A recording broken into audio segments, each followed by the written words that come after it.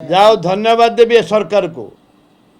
मित्र Bhanu Ravikant corrupted अफसर बोली कहले, तांकर एमएलए कहले, बद्री भाई कहला, पूर्वतन मंत्री वर्तमान एमएलए कहला मित्र भानु आ कलेक्टर हजार हजार कोटी टंका से जो क्या धराई कि से राजा चक्र कोटी कोटी टंकार अंतर्भुक्त कोटी कोटी नहीं।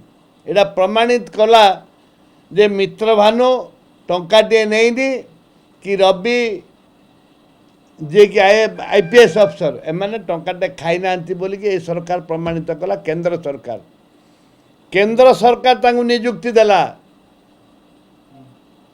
अमित शाह तांको नियुक्ति देले जे you are the honest officer, देश पाए राज्य पाए तमे फिट ऑनेस्ट अफसर बोलिकी तांके प्रमाणित करछि बीजेपी सरकार। आंके ये कहीं हाउ हाउ होती आम सरकार को आसिले आंको जेल भर्ती करदेबू, आगे फांसी करदेबू, 6 दिन लेके फांसी करदेबू बोली कहते।